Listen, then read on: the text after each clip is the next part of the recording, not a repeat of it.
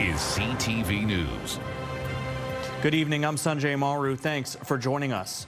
Ontario has some of the most expensive insurance premiums in Canada, and starting tomorrow, changes are coming that could lead to lower rates. Drivers will now have more options when choosing insurance coverage, but as CTV's Pat Foran shows us, it means they could also face more risks. There are more than 11 million drivers in Ontario, and the average insurance premium is about $2,200 per year. The new changes give consumers more choice about the kind of policy they have.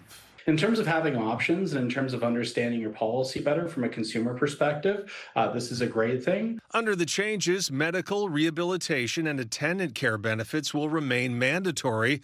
However, 9 coverages that used to be mandatory will now be optional, including income replacement benefits, caregiver benefits, death and funeral benefits, and 6 others. While drivers will have more flexibility when it comes to choosing what's in their policy, if they get in an accident, they could also have less protection.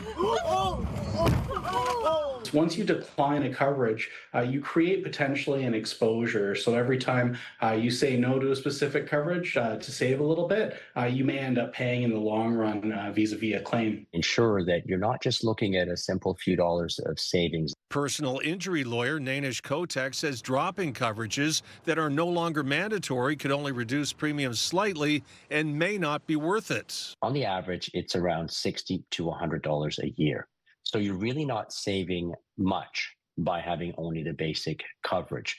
And unfortunately, once you're in an accident, if you don't have that coverage, it's too late. The changes will also have a major impact on who is insured under the driver's policy. Pedestrians and cyclists who might have been eligible for accident benefits before may no longer be covered. You as a pedestrian don't get that. That's only available to the driver. You should also be more careful about lending your car to a friend or family member. Benefits will only apply to those who are listed on the policy as drivers of the vehicle. Pat Foran, CTV News. Well, this blast of dangerous heat has forced the Windsor-Essex County Health Unit to extend its orange heat warning. The warning continues into Friday and may extend into the weekend. An extended heat warning is issued when 3 or more consecutive days are expected to have a high of 31 degrees or more and a nighttime temperature of 21 or more, or a humidex over 42 degrees Celsius. Medical Officer of Health Dr. Mehdi Alouche says everyone is at risk from heat, especially older adults, infants, and young children, people who work or exercise in the heat, and those with certain medical conditions. Prevention is the key. We encourage everybody to look out for one another and take steps to make sure that their family, their friends, their neighbor, and all their adults, particularly, as you mentioned, those living alone, are safe during these times, and they're not left alone.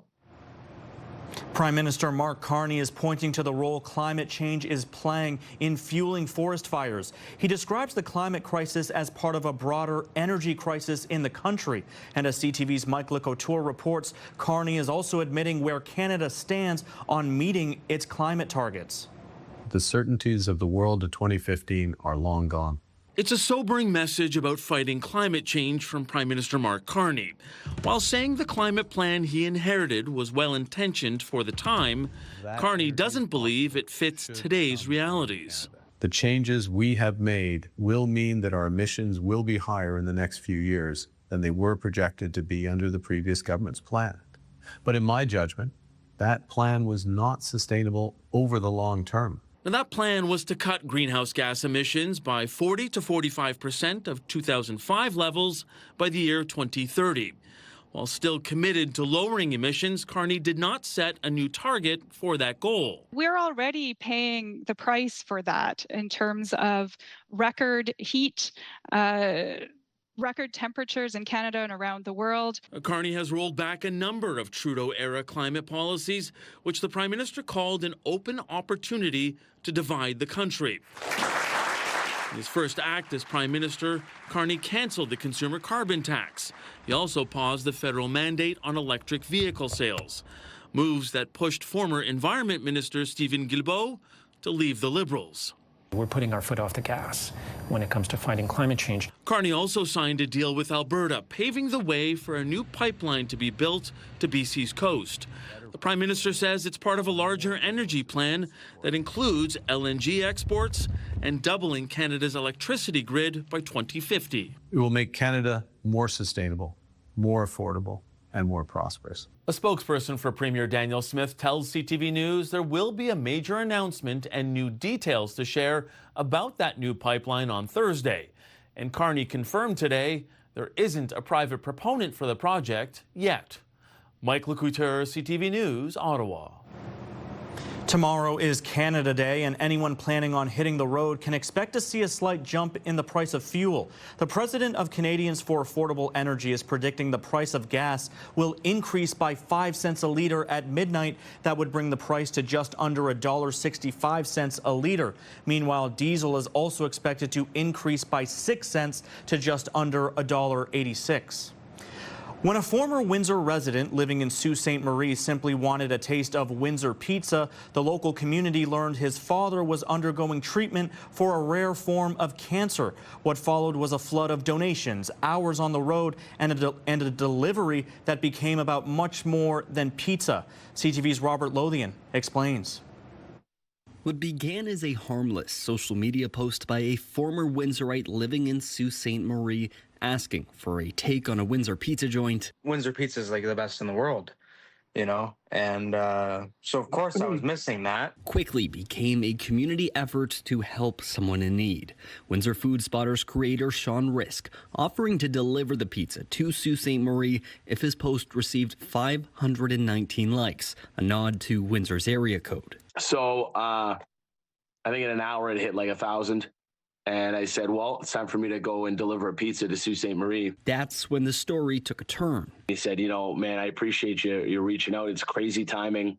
I'm in Sudbury right now with my family. My father underwent a 15-hour-long surgery. Dallas's father, Chris, is receiving care in Sudbury after a major surgery for a rare form of cancer. He's the best father I could have ever asked for. Touched by their battle, Risk put a call out on social media. Once I did, the entire city rallied behind it. And then from the moment I made that post, 48 hours after, I spent the entire time bouncing from business to business. Filled coolers, gift baskets, pictures, nearly $1,000 in gift cards, and more. Windsor Essex businesses donating goods, no questions asked.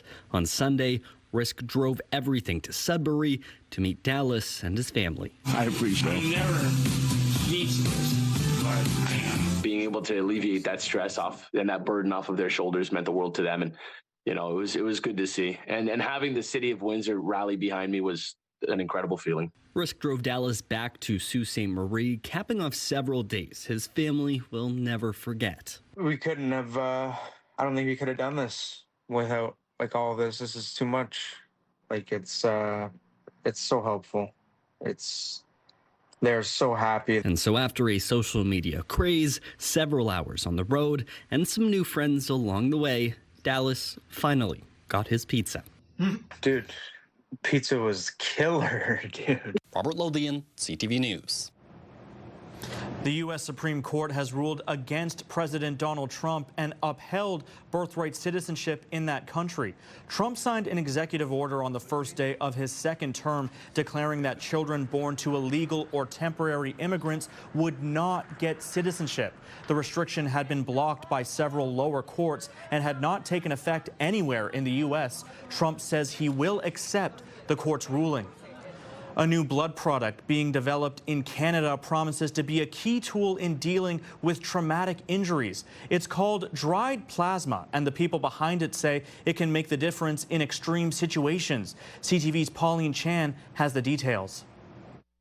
This is liquid plasma. It carries in it many of the proteins that are important to stop bleeding, what we call clotting factors or coagulation factors. The problem with the traditional ways of delivering plasma is it has to be stored frozen at a very, very cold temperature, minus 20 degrees, and then it is used, then it needs to be thawed out. But Canadian Blood Services, in partnership with the Canadian Armed Forces, are developing a form of dried plasma. A very fine powder that can be stored in a tiny little plastic bag and is stable at room temperature. No refrigeration needed, just add sterile water.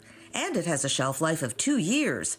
Colonel Natasha Singh recalls working in Kandahar, Afghanistan in 2009, where the benefits of dried plasma were dramatically illustrated. We did experience a few mass casualty events while I was there. We did lose some people, unfortunately.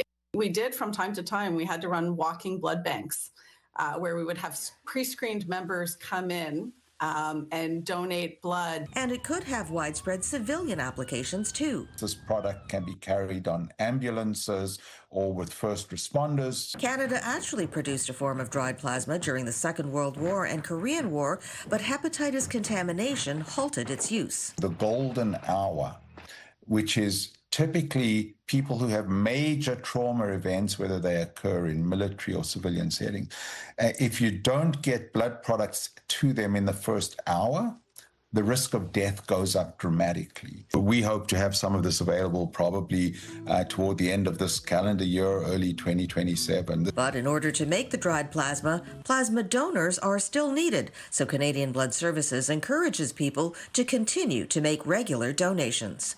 Pauline Chan, CTV News. After the break, a key deadline for the Canada-US-Mexico trade deal arrives tomorrow. What the review could mean for ongoing trade talks and the tariffs hitting businesses. CTV meteorologist Gary Archibald joining me now for a look at the forecast. And Gary, it is feeling hot, hot, hot. It's hot, Gary. A positive take on it all. I like that. I like that because a lot of people out there are dealing with conditions that aren't so great. The good news is there is some light at the end of the tunnel, and I think even by Saturday night into early Sunday, you'll notice temperatures subsiding a little bit, decreasing, still above seasonal, but more agreeable, more civilized, if you will. Orange warning. So when we have maps that look like this, it means that the confidence is very high that this will come to pass. It is, and it will affect people in a very significant way. It does, it is, and will continue through Canada Day and perhaps through to Friday. Today's daytime high, 35.3. Unofficially, we may have reached a record, but we won't know until tomorrow. It felt like about 44 to 46 this afternoon, depending on where you were. That's like about 115, 116 degrees Fahrenheit. This earlier take of the satellite imagery giving us an idea of how the ridge of high pressure is keeping a disturbance on its edges to the north and east. Those showers go. Scattered showers, thunderstorms, not likely, but there's a slight chance of seeing it for Wednesday afternoon. I think it's less than 40%, but that's what's being projected by Environment Canada. By the way, the overnight temperature between midnight, so technically Wednesday morning, and daybreak, right, sunrise or dawn, the lowest temperature will be 25. It will feel closer to 33 or 34 with a light breeze. It is a sweltering nighttime. Take a look at the breakdown. Look at these temperatures, 26 already. By 8 a.m., that would be an average daytime high at this time of the year.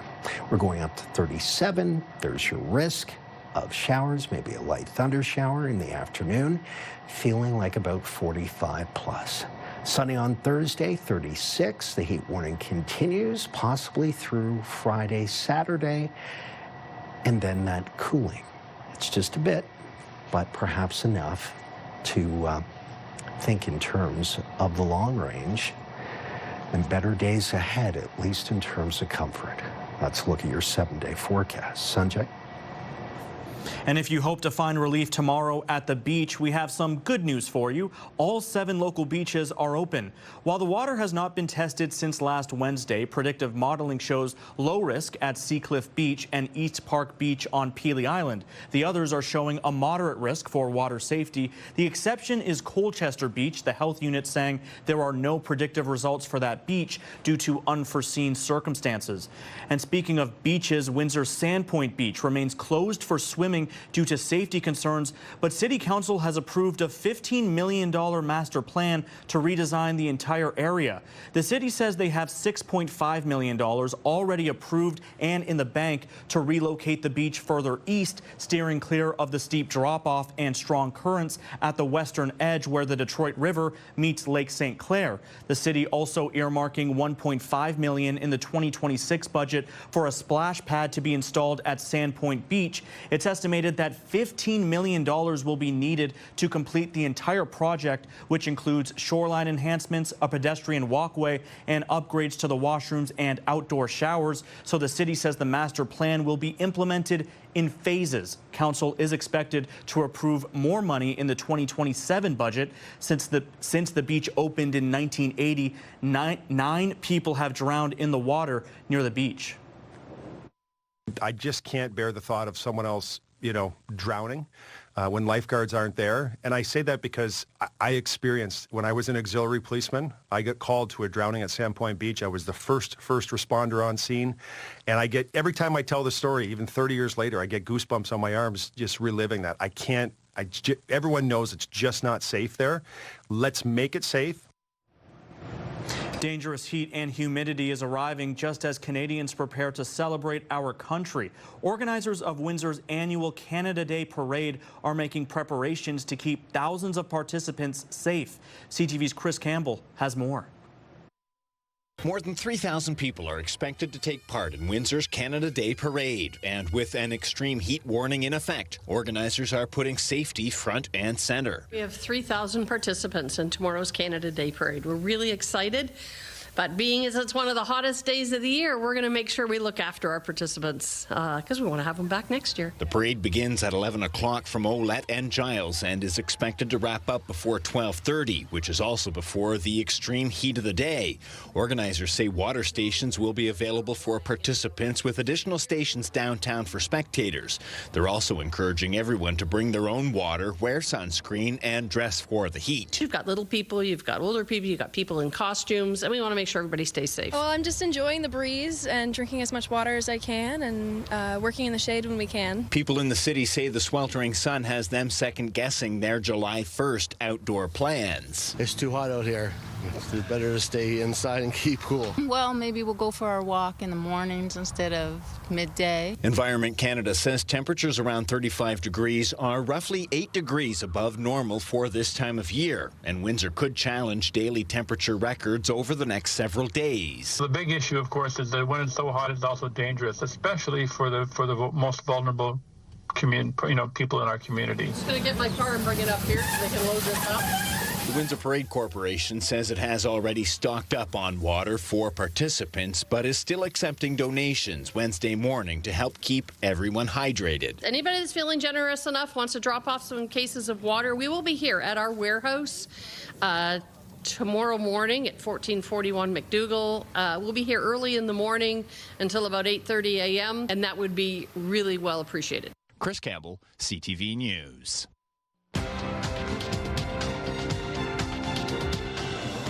The financial and base metal sectors helped boost Canada's main stock index. In Toronto, the TSX gaining 33 points. In New York, the Dow adding 136, the Nasdaq up 394. The Canadian dollar is down a modest 0.02 cents.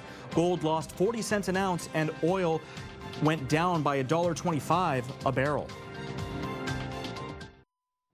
Tomorrow is circled on calendars for all those impacted by American tariffs. July 1st is the deadline for a review of the North American Free Trade Deal 6 years after it was signed. CTV's Abigail Beeman now on the status of trade talks and what it could mean for tariffs. The Prime Minister downplaying expectations for July 1st, the deadline for countries to decide if they want to renew the Canada-US-Mexico free trade deal. We're expecting, a constructive exchange. I wouldn't expect any drama tomorrow. I'm not looking for my pen. While most trade watchers aren't expecting the U.S. to announce its intention to withdraw, the president has not been clear. I would rather not have the agreement, but I may sign it. Right. But we do better as a country if we don't have an agreement. So are you thinking of? Yeah, I'm thinking about maybe we won't be able to make a deal. I would rather not have the USMCA. If any party doesn't agree to renew, it will trigger an annual review for the next decade. I think the most likely outcome is going to be that discussions continue and we continue to try to find some kind of accommodation on these issues. Canada's chief negotiator for the original CUSMA told a BMO audience he doesn't expect a deal in the near term, with a possible window around the November midterms. There's a possibility for it to come together, but I think it's more likely that the discussions will continue beyond the midterms and possibly even into next year. Steve Verhoeven and others say the key issue is separate from the CUSMA deadline: what happens with tariffs. We haven't been able to get the United States to drop all of these additional tariffs that it has imposed on Canada and that are actually really devastating to a large number of Canadian businesses currently. Canada, Mexico, and the U.S. will meet virtually tomorrow, with our country represented by Canada-U.S. Trade Minister Dominic LeBlanc. Abigail Beeman, CTV News, Ottawa. Tree planting is backbreaking work. Veteran workers can plant up to 5,000 trees a day, but one Saskatchewan man wants to plant 5 times that amount. Once a world record holder, he's now looking to reclaim that title. And as CTV's Alison Bamford reports, the goal is a family affair. A quick pierce of the ground, and then he moves on. I can do one here, I can do a step. You could call Kenny Chaplin a veteran tree planter. He's been in the business nearly 40 years. This is something I'm good at. Chaplin first set the Guinness World Record for most trees planted in a day in 2001, planting more than 15,000 in 17 hours. A record he held for 2 decades before it was broken. I've felt it before, and I want that feeling back of, you're in the fire. This time around, Chaplin will have to plant 24,000 trees in 24 hours to beat the record. That's 1 tree every 3.6 seconds. I don't want to be the rabbit, but I have to find a pace. And maintain it all day and night until 8 a.m. tomorrow. He's seen all kinds of land, I'm sure, so this is not going to be too hard for him. He just has to get in a state of mind and see if he's got the stamina. This time of the year, these muscles are quite used to this. The 56-year-old has been training for this, planting trees full-time for the last 2 months, building up strength, endurance, and determination. I'm feeling like I'm in my late 20s. Chaplin's not doing this alone. He's had people donate the trees, land, and equipment. His twin brother is assisting in the field, and he says the memory of their late sister is supporting them every step of the way. My sister that introduced me to tree planting, I just feel that gene will be on my shoulder. This is a challenge rooted in family, and for Chaplin, these 24 hours mean more than just a record. The trees, they'll be here for my daughter's kids to walk through. A legacy that will grow over time. Alison Bamford, CTV News, Buena Vista, Saskatchewan. The popular messaging platform WhatsApp has announced plans to address a privacy blind spot. The app says users will soon have the option to go by their username rather than their phone number. WhatsApp says the change means someone would need to know your username in order to contact you for the first time. There has been no timeline for when the change will be made, with WhatsApp's parent company Meta only saying it will happen in the, quote, coming months. The Toronto Raptors are reportedly on the verge of reuniting with an old friend, as ESPN says they are nearing a deal for Kawhi Leonard. The Raptors will reportedly send Brandon Ingram, Grady Dick, and a number of draft picks to the Los Angeles Clippers in exchange for Leonard. Leonard helped bring a championship home to Toronto in the 2018-19 season. The 35-year-old forward averaged almost 28 points, 6 rebounds, and 3.5 assists last season with the Clippers. And another major shakeup in the NBA, LeBron James has informed the Los Angeles Lakers he will be playing elsewhere next season. James is a four-time champion and four-time MVP, entering what many consider to be the final chapter of his Hall of Fame career. His former teams, the Cleveland Cavaliers and Miami Heat, are also expected to be in the running to sign him. And from the Miami Heat to the Heat here in the Windsor area, CTV meteorologist Gary Archibald back with a final look at weather. Gary.